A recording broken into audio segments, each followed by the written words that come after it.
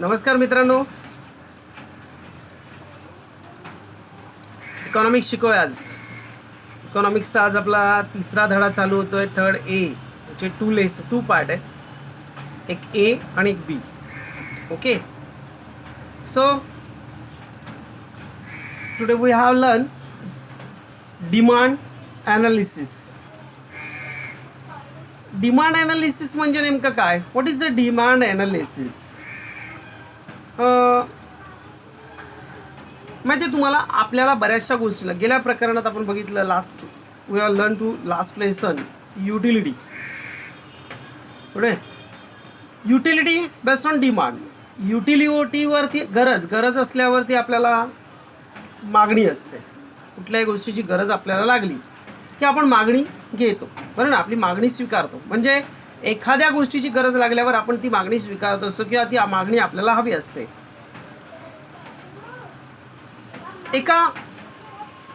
आता ही उपयोगिता कधी निर्माण होते? जेव्हा आपल्याला त्या वस्तूचा उपयोग होतो.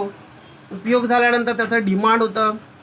डिमांड झाल्यानंतर ती वस्तू सतत जर हवी असेल तर त्याची डिमांड कधी करतो? आपली इच्छा पण असायला हवी. आपली इच्छा पण असायला हवी, बरं ना, तर आपली डिमांड कंप्लीट होते. तर आपण त्या डिमांडला महत्त्व देतो, बरोबर आहे. So we have already studied the concept of utility in the previous chapter. Utility is the best of demand, basis of demand. Utility is a basis of demand. Utility may generate a desire or need have a particular commodity. एक particular commodity म्हणजे इच्छा असेल तरच आपण ती वस्तूची मागणी निर्माण करतो, बरोबर ना. तर त्या वस्तूची आपण मागणी निर्माण करतो. आता बघा, लॉकडाऊन चालू आहे, आपल्या इथे अनलॉक आहे. आजच्या पेपरात बघितलं मी, मुंबई हा थोडासा ग्रीन झोनमध्ये आलेला आहे. ठाणेच्या पुढचा ठाणे जिल्हा हा रेड झोनमध्ये आहे. मुंबई जिल्हा थोडासा ग्रीन झोनमध्ये आलेत.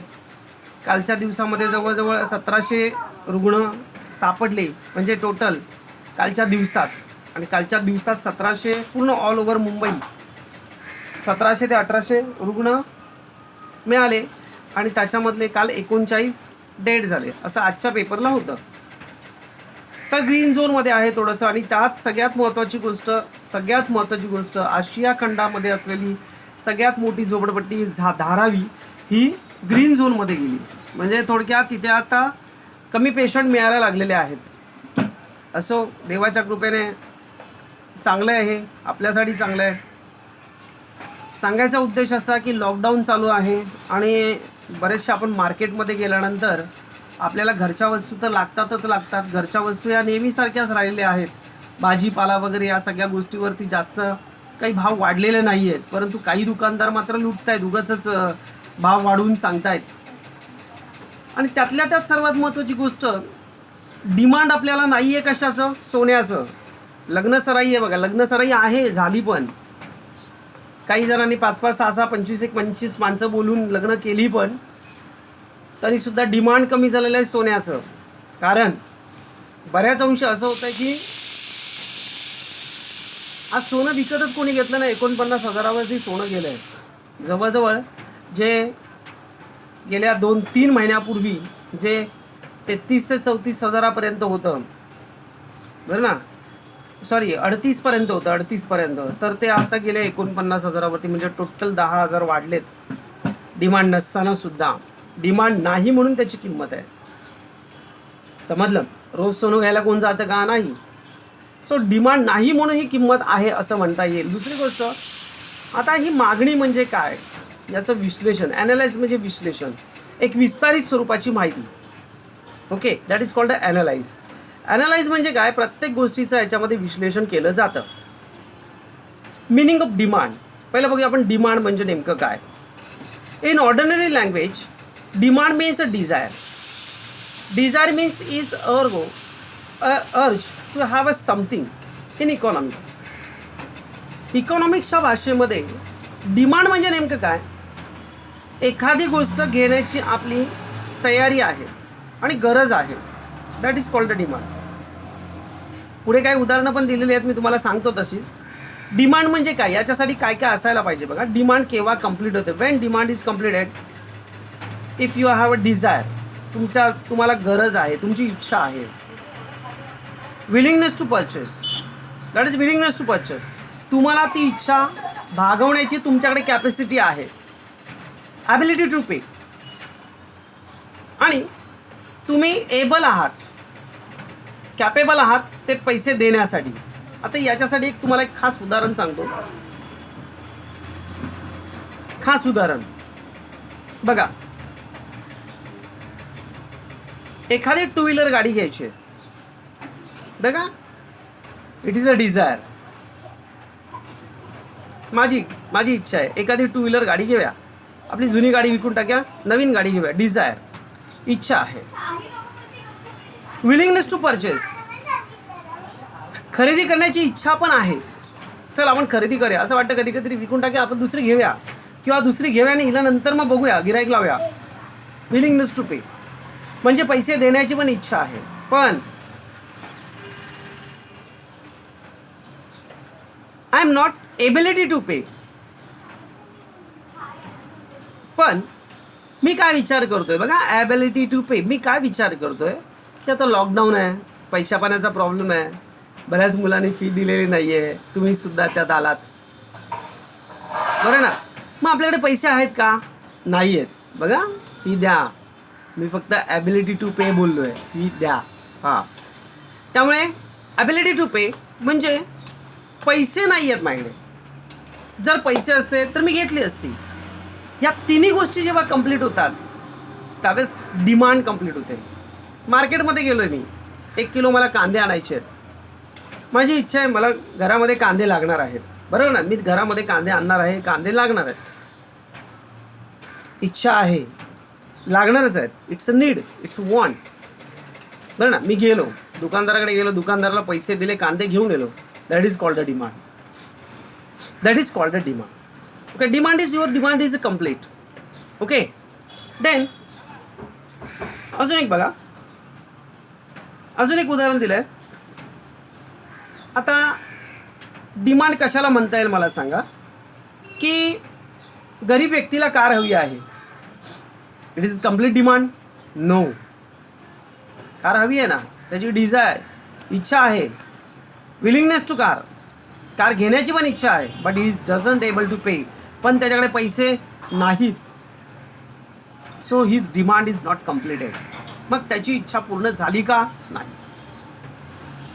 डेफिनेशन ऑफ डिमांड, आता याच्यामध्ये बघा तुम्हाला डेफिनेशन देतोय. अकॉर्डिंग टू बॅनहॅमच्या मध्ये, the demand for anything at a given a price is the amount of it which is will be bought per unit time at that price. Demand म्हणजे नेमकं काय बघा, नीट लक्ष द्या काय लिहिलंय तिथे.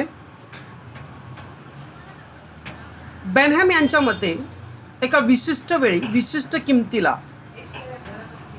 विशिष्ट वेळेस विशिष्ट किमतीला वस्तूची खरेदी केलेली नगदसंख्या, वस्तूची खरेदी केलेली नगदसंख्या म्हणजे त्या वस्तूची मागणी होय. आता बघा तुम्हाला एक सांगतो, मग सारखंच आपण मार्केटमध्ये गेलोय, बरोबर आहे. आज तुमच्या संडेला मी लेक्चर बनवतोय. उद्या काय माहिती आहे, उद्या सगळे लेक्चर माझे असतात, त्यामुळे बराचसा उद्या जबडा दुखतो. त्यामुळे संडेला मी तुमचा लेक्चर बनवतो, तर तो उद्या टाकणार तुम्हाला मी लेक्चर. पण तरी पण एक तुम्हाला सांगतो की आज मी सकाळी सकाळी मार्केटमध्ये गेलो. मार्केटमध्ये गेल्यानंतर बघा,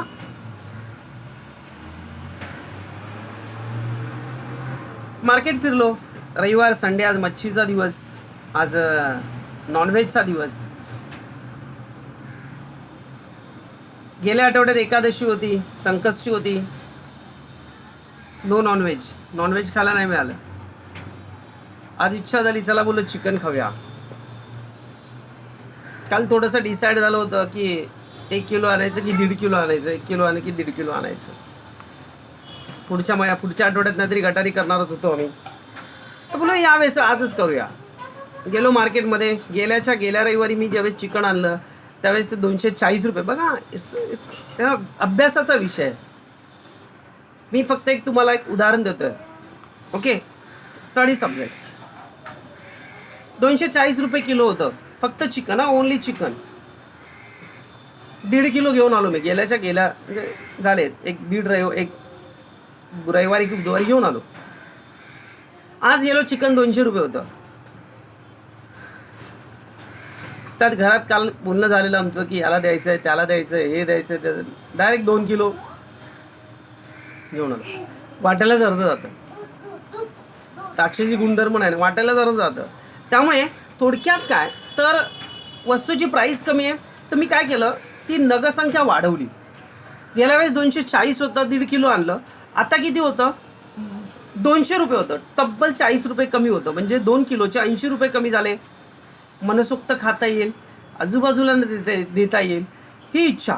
so it is demand. Your demand is complete. बघा तिथे काय दिलं आहे त्यांनी बॅनहॅमने काय दिलं मध्ये एका विशिष्ट किमतीला विशिष्ट वस्तूची खरेदी केलेली नगसंख्या.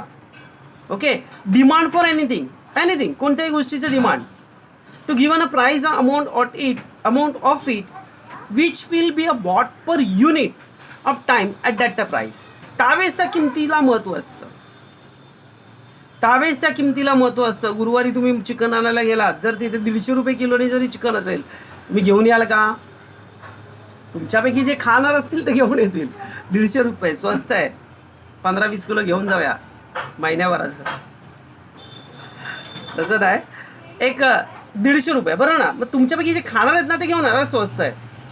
म्हणजे एका योग्य वेळेला एक योग्य किंमत निश्चित केली जाते आणि निश्चित केली असता त्या वस्तूची नगसंख्या कमी होते किंवा वाढते बरं ना. याला डिमांड असं म्हणतात. Okay. Demand is a relative concept.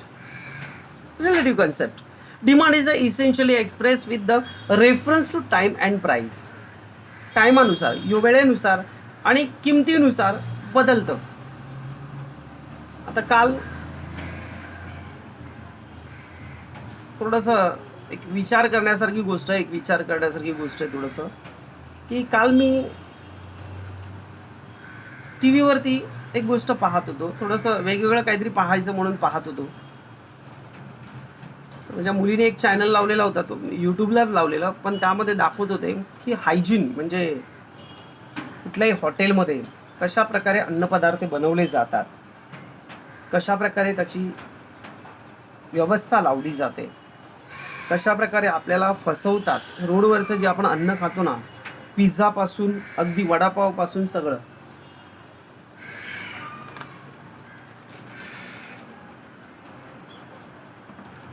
आपल्या मुंबईतलं दाखवत होते. आपण जे गाजर खातो ना गाजर हे गाजर त्यांनी एका मोठ्या टोपलीमध्ये भरलेले. टोपलीवरती त्या गाजरावरती माती असते बरोबर ना. गाजरावरती माती असते तर मोठ्या अशा टोपल्या होत्या. मोठ्या भाजीच्या टोपल्या कशा असतात त्या मोठ्या होत्या. केरळमध्ये वगैरे नाही का त्या टोपल्यांमध्ये बसून जातात तशा प्रकारे थोड्या त्याच्यापेक्षा थोड्याशा छोट्या पण मोठ्या टोपल्या होत्या. त्याच्यामध्ये सगळी गाजर त्यांनी ओतली आणि नाल्याचं पाणी होतं. त्या नाल्याच्या पाण्यावरती ते धरलं आणि 4-5 अशी माणसं त्या पाण्यावरती त्या गाजराला असं पायाने असं ढकलत होते जेणेकरून ती घुसळून गाजरं एकमेकांवरती घुसळून त्याच्यावरची माती निघून जाईल आणि ते पाणी गटाराचं. मला एक सांगा असं दाखवल्यावरती आपली खायची इच्छा होईल का? पाणीपुरीचं तर तुम्हाला माहितीच आहे. तुम्ही जास्त पाणीपुरी खाता. पायाने पीठ तुडवत होते. बटाटे वडे वगैरे मला आवडतो बटाटा वडा पण बटाटे वडे जे आहेत ते बटाटे वडे सुद्धा ते काय करत होते खराब झालेले बटाटे वगैरे सगळे सरसकट एकत्र शिजवले जातात. मग एखादा खराब असला तो पण त्यात शिजवला जातो. नंतर ते कट केले जातात आणि नंतर मग बाकीचं म्हणजे खराब असेल तो नंतर मग शिजवून झाल्यानंतर कट करतात किंवा तसाही टाकतात काही प्रॉब्लेम नाही त्यांना. आणि नंतर मग तो फ्राईड करून आपल्याला देतात. एक मोठमोठी 5 स्टार हॉटेलमध्ये एक जण चिकन तळत होता. त्यात त्यांनी कालचे पीस पण टाकले. काल असलेले पीस आहे ना ते पण टाकले. भाजी वगैरे बनवत असतील तर आता समजा पावभाजी बनवत आहेत तर ती फ्रीजमध्ये संध्याकाळच्या वेळेस ठेवली जाते आणि कालचीच पावभाजी परत दुसऱ्या पावभाजीमध्ये मिक्स केली जाते. ती गरम केली जाते थोडीशी बनवून. दुसरी पावभाजी थोडीशी बनवून ती गरम केली जाते आणि ती परत तुम्हाला सर्व केली जाते. ती काय फेकून नाही देत. अशा प्रकारच्या सुरक्षा यंत्रणा आहेत, बरोबर आहे. तर ही एक काय माहिती आहे का, एक essentially express with the reference to time and price. सांगायचा उद्देश असा की एखादी गोष्ट जी आहे ना आपण मागवतो, बघा हॉटेलमध्ये जातो आपण, चमचमीत पदार्थ खायला जातो, ते महागडे सुद्धा असतात. घरात पदार्थ केलेले स्वस्त असतात पण ते चांगले असतात, आपण घरात काळजीपूर्वक करतो. पण हॉटेलमध्ये तसे करतात का, नाही. ते काय आपल्या घरचे नसतात, तिथे आपल्याला प्रेमाने भरवणारे किंवा प्रेमाने आपल्यासाठी जेवण बनवणारे आपल्या घरचे नसतात. त्यामुळे ते त्यांच्या हिशोबात चालतात, आपण आपल्या हिशोबात चालत असतो, बरोबर आहे. तर एक वैयक्तिक मागणी पत्र बघा, ज्यावेळेस डिमांड कसं असतं. आता मगाशी मी तुम्हाला चिकनचं उदाहरण सांगितलं, त्याच्या रिलेटेड हे सांगितलं तुम्हाला, बरं ना. चिकनवरून आपला हा विषय निघा. इकॉनॉमिक आहे ना, economic it is a depend on market and demand is relative to concept of purchasing power, बरं ना. पर्चेसिंग पॉवर, प्राईस, टायमिंग, बरं ना. या सगळ्या गोष्टीनुसार असतात. पावसाळ्याच्या दिवसात आपण कलिंगड खातो का रे, नाही, कारण आपल्याला सर्दी होईल, कलिंगडाने सर्दी होईल आणि कलिंगड पावसाळ्यात येत पण नाही. So that is time, relative is a time. त्याला रिलेटिव्ह काय आहे, टाईम आहे, बरोबर आहे. बघा एखादं, तर समजा आपण मार्केटमध्ये पेरू घ्यायला गेलो, बघा तो एक चार्ट दिलेला आहे, इंडिव्हिज्युअल डिमांड शेड्यूल. डिमांड कधी कंप्लीट होतं बघा. सांगा एका पेरूची किंमत, पेरू मोठा आहे 10 रुपये आहे, 10 रुपये, एवढ्या मोठ्या पेरूची किंमत 10 रुपये. चला आपण त्या नगाची साईज बघणार आणि तो घेणार. पण आता माहिती आहे तुम्हाला, चायना पेरू आलेत मार्केटमध्ये, चायना पेरू आलेत, एवढे मोठे मोठे असतात, एवढा मोठा एक पेरू. आता ते बँड झाले म्हणा, एवढा मोठा एक पेरू, म्हणा 20 रुपये किलो. तो एकच पेरू 20 रुपयात येईल 1 किलोमध्ये, ना चव ना धव त्याला. जर 10 रुपयाला एकच नग येत असेल, 10 रुपये प्राईस असेल, तर तुम्ही काय करणार, डिमांड कमोडिटी इन 1 kg, फक्त एकच किलो. 8 रुपये जर प्राईस असेल, थोडी किंमत कमी आहे, 2 मागवणार तुम्ही. 6 रुपये असेल तर 3 मागवणार, 4 रुपये असेल तर 4 मागवणार, आणि 2 रुपये असेल तर तुम्ही 5 मागवणार. का, स्वस्त आहे. का स्वस्त आहेत. आता बघा मी कधी कधी आवडतात, मला चिकू आवडतात, चिकू हा पदार्थ आवडतो, पदार्थ नाही फळ आवडतं. दादरला गेलो तर ते वाट्यावरती लावलेले असतात, 20 रुपये वाटा, आणि बाजूलाच त्याच्या ना मोठे चिकू ठेवलेले असतात, 20 रुपये 4. जो वाटा घ्यायचा असतो ना, तो आपले 10, 15, 20 चिकू असतात. पण त्या 15-20 चिकूमध्ये जवळजवळ 6 ते 7 असे चिकू असतात ज्याला होल असतात, आणि तुम्हाला ते होल वगैरे असं बघायला देत नाही. डायरेक्ट घ्यायचं 20 रुपये ना, तपासून नाही, तुम्हाला चूज करून नाही. पण बाजूला तो 4 चिकूंचा वाटा असतो, त्याच्यामध्ये तुम्ही योग्य तो निवडून घेऊ शकता. पण ते 4च्या 4 तुमच्या चांगले निघणार, बरं आहे. बघा फरक काय, 20 रुपयाला तुम्हाला जास्त नग मिळाले, एक 15-20 चिकू मिळाले, पण त्यातले अर्धे अधिक खराब होते. तेच 20 रुपयाला तुम्हाला 4 चिकू मिळाले, नग कमी झाले 20, पण चिकूची साईज वाढली. बरं काय होतं, साईज वाढली आपल्याला, त्यामुळे आपण काय करतो, ते चिकू आपण घेतो. भले थोडेसे आहेत आणि चांगले खाऊ आपण, या हिशोबात आपण घेतो, बरं ना. तर हा तक्ता आपला अशा प्रकारे आहे, इंडिव्हिज्युअल डिमांड कर्व. आता याच्यावरती तुम्हाला एक कर्व आहे, तो कर्व आपण नंतर बघू. मी तुम्हाला एकत्र सगळे दाखवणार आहोत, ते कर्व सगळे एकत्र. आपल्याला लास्टला काय माहिती आहे, तुम्हाला परीक्षेला येतात, प्रत्येक कर्व बघत राहायचं नाही, आपल्याला जे पाहिजे आहे तेवढेच कर्व घ्यायचे आपल्याला, बाकीचं फक्त आपल्याला सगळं समजवायचं आहे. ओके, बाकीचं फक्त आपल्याला सगळं समजवायचं आहे. हे सगळे कर्व, आलेख, आता गेल्या वेळेस मी तुम्हाला आलेख दाखवला, 2 आलेख दाखवले, 2 आलेख म्हणजे एकावरती डिपेंड 2 आलेख दाखवले. ओके, 2 मिनटं पेज पलटी करतो. So coming up next point, types of demand. त्याच्या आधी सगळे वक्र वगैरे आहेत, डायग्राम्स आहेत. ओके, तो types of demand, there have a 5 types. इथे 5 प्रकार आहेत. एक डायरेक्ट डिमांड, ज्याला प्रत्यक्ष मागणी म्हणतो. इनडायरेक्ट डिमांड, दॅट इज अप्रत्यक्ष मागणी आपण म्हणतो. Complementary joint demand, that is called compositive demand, पूरक मागणी. त्यानंतर मिश्र मागणी, देन कॉम्पिटिटिव्ह डिमांड. हा जो पॉईंट आहे ना, हा पॉईंट, हा VIMP करा. हा जर एक प्रश्न तुम्ही कंप्लीट पाच मुद्द्यांचा जर पाठ केला तर तुमचे अनेक प्रश्नांची उत्तरं याच्यामध्ये मिळून जातील. अनेक प्रश्नांची उत्तरं याच्यामध्ये मिळून जातात. So what is the types of demand? First upon direct demand.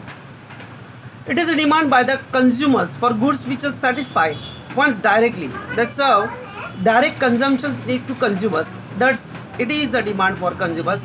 Goods, for example, demand for clothes, sugar, etc. गरज असते या गोष्टीची, आणि गरज असल्यामुळे आपण याची डायरेक्ट मागणी करतो, प्रत्यक्ष मागणी करतो आपण याला. आपल्याला साखर पाहिजे दुकानातून आपण घेऊन येतो, आपल्याला कपडे पाहिजे दुकानातून आपण घेऊन येतो, आपल्याला ग्रोसरीज पाहिजे, घरातलं अन्नधान्य पाहिजे, आपण दुकानात जाऊन घेऊन येतो, बरं ना. So that is called a direct demand. It is called a direct demand. Second, indirect demand. Indirect demand is also known as a derived demand. It refers to demand for goods which are needed for further production. It is the demand that producer goods, hence all factors of production have indirect to a derived demand. For example, demand for workers in a sugar factory is derived on direct indirect demand. बघा, indirect demand बघा, अप्रत्यक्ष मागणी असं म्हणतो आपण.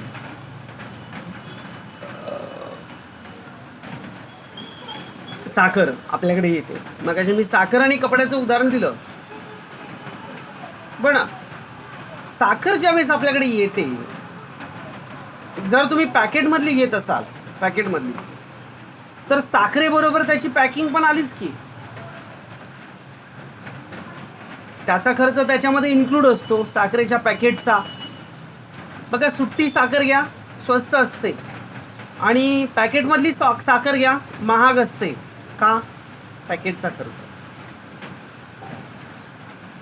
फरक बघा, फरक. What is the difference? हीच साखर तुम्ही दुकानातून आणता ना, ही जाऊन होलसेलवाल्याकडे घ्या, ती तुम्हाला अजून स्वस्त पडणार. का? कारण मधला जो रिटेलर किंवा दलाल या लोकांचा खर्च त्याच्यात इन्क्लूड होत नाही. बघा, साखर मी आता कालच आणली, 38 रुपये किलोनी आहे, पॅकेटमध्ये असेल तर 40 रुपये किलोने आहे, बरोबर आहे. तेच जर तुम्ही होलसेलरकडे गेलात तर 38 रुपयावाली साखर तुम्हाला 36 रुपयाला मिळेल, कारण मधला तुमचा ट्रॅव्हलिंगचा खर्च आणि दलाली खर्च वाचला, 36 रुपयाला मिळाली. आता तीच साखर जर तुम्ही साखर कारखान्याच्या इथे जाऊन दुकानांमध्ये घेतलात किंवा होलसेलरकडे घेतलात, जो डायरेक्ट साखर कारखान्यातून आणतो त्याच्याकडे जाऊन जर घेतलात, तर ती साखर तुम्हाला 32 रुपयांनी पडेल. किती रुपयाने पडेल? 32 रुपयाने पडेल. आणि तीच साखर जर तुम्ही डायरेक्ट कारखान्यातून मागवलात तर तुम्हाला 1 किलो 2 किलो मिळणार नाही, क्विंटलमध्ये मिळणार. पण ती 1 क्विंटल मागे जर तुम्हाला जर 1 क्विंटल साखर घेतली तर ती तुम्हाला 1 किलोची साखर मिळेल तुम्हाला जवळजवळ 25 ते 26 रुपयाला. म्हणजे बघा, जवळजवळ या सगळ्या ज्या गोष्टी आहेत या त्याच्यामध्ये इन्क्लूड झाल्या. आता साखर आपल्यापर्यंत येईपर्यंत ज्या काही पाठीमागच्या संकल्पना होत्या किंवा ज्या काही पाठीमागच्या त्याच्या मागची हमालदारी होती किंवा त्याच्या मागची जी कारणं होती, ही सगळी मिळून अप्रत्यक्ष मागणी झाली. साखर काय ऑटोमॅटिक आपल्यापर्यंत आली नाही. प्रत्यक्षरित्या आपण फक्त साखरच मागवली आहे, पण साखरेच्या मागे जेवढे काही श्रम केलेत लोकांनी, जेवढी काही मेहनत केली आहे, त्याच्या पाठी जे काही लागलं आहे, त्या सगळ्या गोष्टीचा आपण काय केलं आहे, अप्रत्यक्षपणे पैसा दिलेला आहे. बरं ना. तो आपल्याकडनं घेतलाय का बाबा? तुम्हाला कॅल्क्युलेट करून घेतलाय का की बाबा इथे कामगारांचा पगार एवढा होता, तुझी साखर एवढ्याला होती, कामगारांचा पगार एवढा, ॲडव्हर्टायझिंगचा खर्च एवढा, दुकानापर्यंत आणायचा खर्च एवढा, मालकाचं कमिशन एवढं, दुकानदाराचा फायदा एवढा, आणि अशी मिळून तुला साखर 40 रुपयाला देतोय मी, हे घेऊन जा, असा तो सांगत बसतो का? नाही. So it is called a indirect demand. Then पुढचं आहे तिसरं, complementary joint demand. When 2 or more goods are demanded joint to a satisfy single want, it was known as a joint or complementary demand. For example, car and fuel, etc. एखाद्या गोष्टीची मागणी complete करण्यासाठी दुसऱ्या गोष्टीची पण आवश्यकता असते, तेव्हा त्याला कॉम्प्लिमेंटरी डिमांड असं म्हणतात. गाडी घेतली तुम्ही, 4 व्हीलर घ्या नाही तर 2 व्हीलर घ्या, पेट्रोल आलं ना, पेट्रोलची पण मागणी वाढणार. तुमच्या गाडीची मागणी तर आलीच आली त्यात, पण पेट्रोलची मागणी वाढणार ना. पेट्रोल घेणं गरजेचं आहे, पेट्रोल घेणं गरजेचं आहे. 6-6 महिन्याने सर्व्हिसिंग गरजेची आहे, त्याची ऑइलिंग गरजेची आहे. सगळ्या गोष्टी त्याच्या मागे मग गरजेच्या आहेत. तुम्ही तुम्ही स्वतः लक्झरियस राहायला बघणार तेवढं तुमचं पैशाची क्षमता पण वाढते. इकॉनॉमिकल सुद्धा खर्च वाढतो. अदरवाईज वाढलं असतं का? नाही वाढलं असतं ना बाळांनो, ते तर वाढलंच नसता. ओके, आता समजा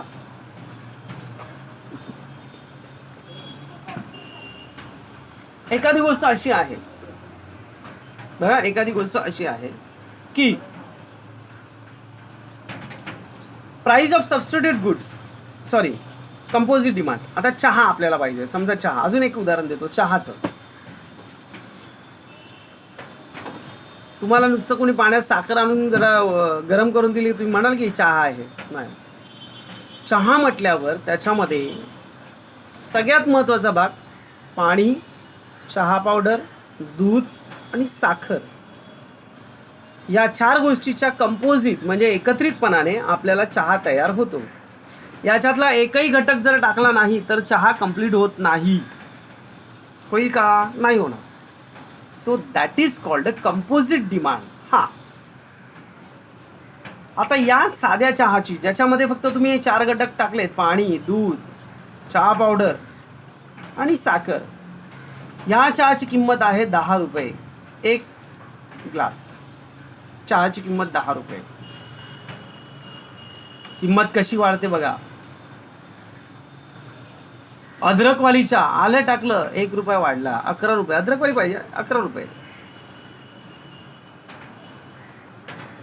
मसालावाला स्पेशल चहा, मग त्याच्यामध्ये थोडंसं दूध जास्त असणार आणि मसाल्याचा फ्लेवर येण्यासाठी थोडा चमचा एक मसाला टाकणार, विथ इलायची टाकणार कुठून.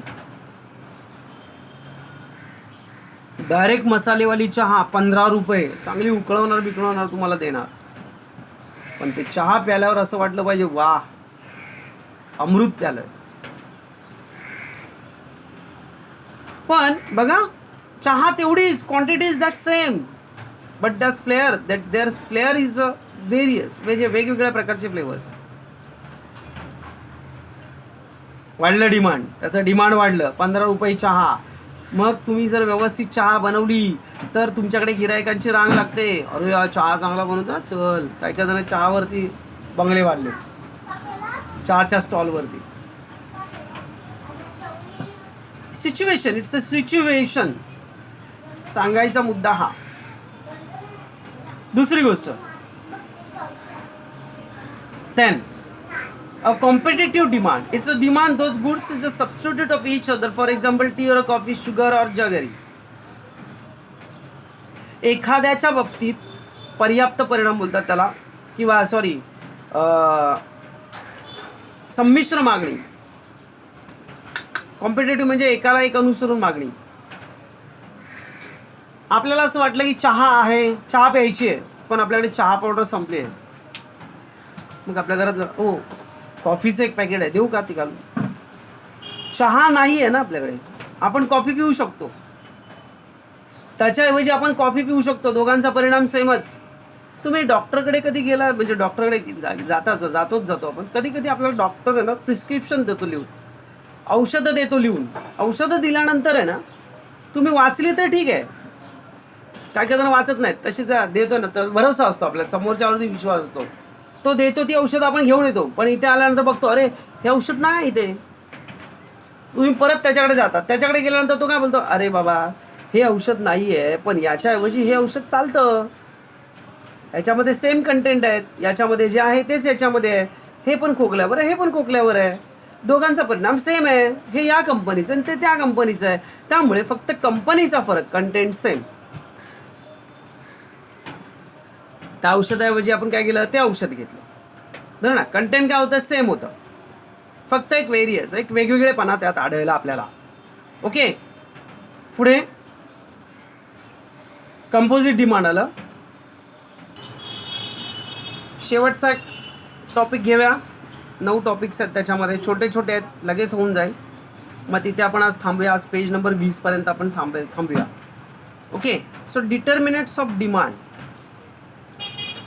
एक मागणी कशावर निर्धारित होते? वस्तूची मागणी कशावर निर्धारित होते? First, price. Price determines the demand for a commodity. A large extent consumers prefer to purchase and product in large quantities when price of produce is less, and they purchase the produce in small quantities which price of produce is high. किंमत.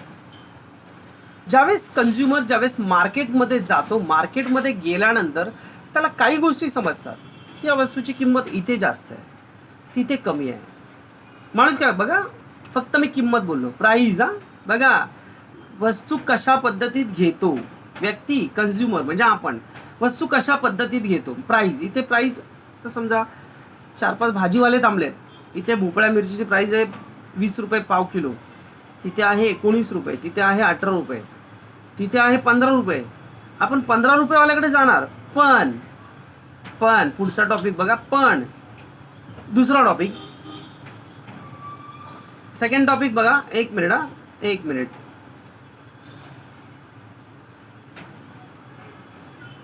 Second topic मध्ये येतो तुमचं बघा, price is a substitute goods. If a substitute good is available of lower price, then people will demand cheaper substitute goods then costly goods. For example, the price of sugar raise then the demand for a jaggery will rise.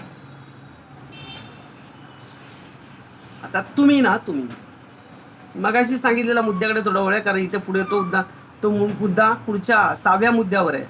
त्यामुळे मी पहिला तुमचा हा मुद्दा clear करतो. First मुद्दा clear करतो. बघा, मी तुम्हाला काय सांगितलं, एका ठिकाणी 20 रुपये पाव किलो, एका ठिकाणी 18, एका ठिकाणी 16 रुपये, आणि एका ठिकाणी डायरेक्ट 15 रुपये पाव किलो आहे. बरोबर ना? 20 रुपये पाव किलो असतो ना, त्याच्याजवळची जर बघाल ना तुम्ही, भोपळी मिरची फार चांगली असते,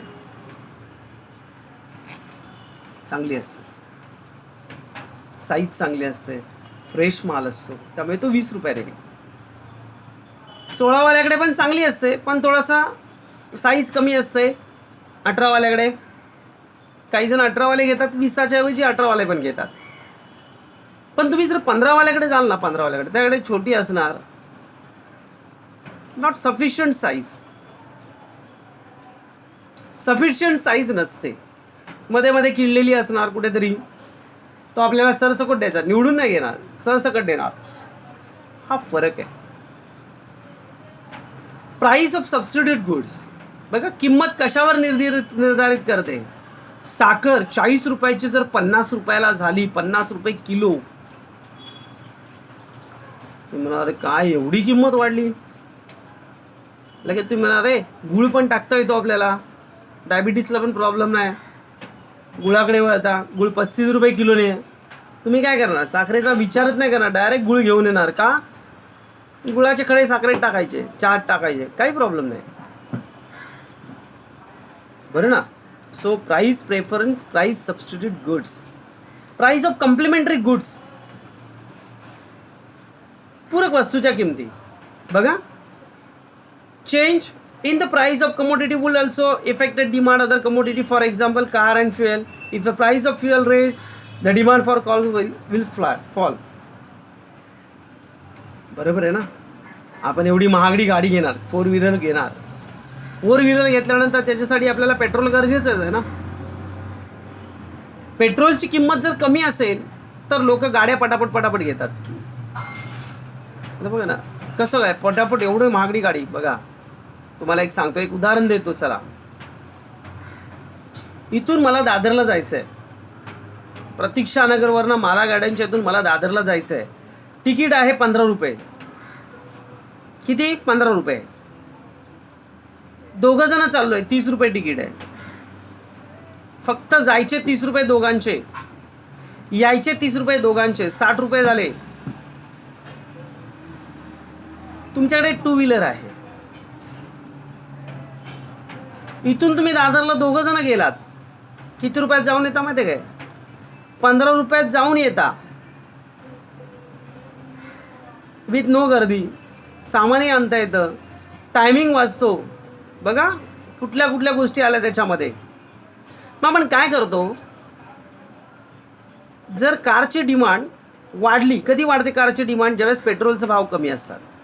कार घेणं परवडतं. कार घेणं काय होतं, परवडतं. जर पेट्रोलचे भाव वाढले तर कार घेणं परवडेल का? नाही. Nature of products, if commodity is a necessity, is unavoidable, then the demand will continue to be the same irrespective of corresponding price. For example, medicine of control blood pressures. बघा, nature of product, वस्तूचं स्वरूप, त्याची किंमत असते. तुम्ही आता साध्या गोळ्या खायला गेलात बरं ना, तुमचं डोकं दुखतंय, तुम्ही दुकानात मेडिकलमध्ये गेलात, मला एक एनेसिन दे, क्रोसिन दे, किंवा जी डोकेदुखीवरची गोळी असते ती खातो आपण, पण त्याने फरक पडत नाही. एक गोळी खातो आपण. तुम्ही डॉक्टरकडे जाता, डॉक्टर तुम्हाला त्याच्यावरती योग्य तो औषध देतो, तुमचं डोकं दुखायचं थांबतं, पण डॉक्टर तुमच्याकडनं 100 रुपये घेतो. इथे तुमचं 10 रुपयात काम झालं. माणूस काय करतो, 10 रुपयाचा उपयोग करतो का? नाही, तो 100 रुपये घालवायलाच बघतो. का? तर तो 3 पॅकेट देणार. आता नाही बरं वाटलं तर नंतर, नंतर नाही बरं वाटलं तर त्या उद्या परत. एक 1.5 दिवसाचा डोस असतो त्याकडे बघायला गेलं तर. Okay. Size of population, large size of population greater will be a demand population, smaller will be a demand for a commodity. बघा, एक लोकसंख्येचा आकारमान, लोकसंख्येचा आकारमान जास्त असेल तेव्हा वस्तूची मागणी जास्त असेल. मुंबईत लोकसंख्या भरपूर आहे, वस्तूची मागणी, कुठलाही माल लावा, अरे लावा ना, कुठलाही माल खपतो. तुम्हाला माहिती आहे, एक गोष्ट सांगतो तुम्हाला, मक्कावाडीच्या पुढे जे मार्केट बसतं ना, मक्कावाडीच्या पुढे मार्केट, त्यामध्ये 25% जे भाजी घेऊन बसलेले असतात ना, हे भाजी कुठली आणतात माहिती आहे का? दादरला ज्यावेळेस माल उतरवला जातो आणि खाली पडते ना भाजी, ती भाजी उचलून आणतात आणि ती विकतात, पण त्यातूनही कमवतात. ती वाट्याला लावतात. ती लहान लहान पोरं पण तिथे बसलेली असतात ते वाटा घेऊन, पण ते सुद्धा विकून जातात. समजलं? म्हणजे काय, तर लोकसंख्या, तुमची लोकसंख्या वाढलेली आहे त्या प्रदेशाची, तर तुमचा माल हा पटापट पटापट खपतो आणि तो माल डिमांड म्हणजे त्याची मागणी आपल्याला जास्त असते. बरोबर आहे. Then advertisement, expectation about the future price. If a consumer expects the price fall futures in the buy less the present of the prevailing price, similarly except the price raise the future, he will buy more in the present at the prevailing price. आपल्याला माहिती आहे की अरे 2 दिवसांनी या वस्तूची किंमत कमी होईल रे, आता काय पाऊस लागतोय ना म्हणून 2 दिवस याची जास्त असेल, परवा घेऊया, घरात आहेत अजून तोपर्यंत, परवा घेऊया, परवा त्याची किंमत कमी होईल असं आपण म्हणतो आणि आपण ती वस्तू घेत नाही. म्हणजे त्याच्यावर पण डिपेंड करतं तुम्ही डिमांड कशी करता. आपल्या घरात आहे म्हणून आपण घेणार का, मुद्दामून घेणार का? नाही, अरे पहिले घरातलं संपू दे, नंतर आपण त्याची डिमांड करूया, म्हणजे नंतर आपण त्याला घेऊन येऊया. Advertisement, sales promotion schemes, effective salesmanship tends to change a preference to a consumers to lead a demand for a product. For example, a cosmetic, toothbrush, etc.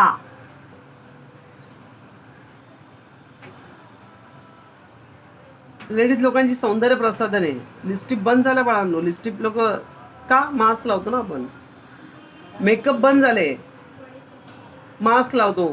कोण बघणार आहे आपल्याकडे? फक्त डोळेच दिसणार, एवढा पोर्शन दिसणार फक्त. एवढ्या पोर्शनसाठी काय दिसणार तो समजत पण नाही. मास्क लावल्यावरती अरे हीच व्यक्ती चालली आहे, समजतं का आपल्याला? नाही समजत. समजतं का? नाही समजत. मग आपण तसेच ना, लिपस्टिकचा भाव कमी झाला,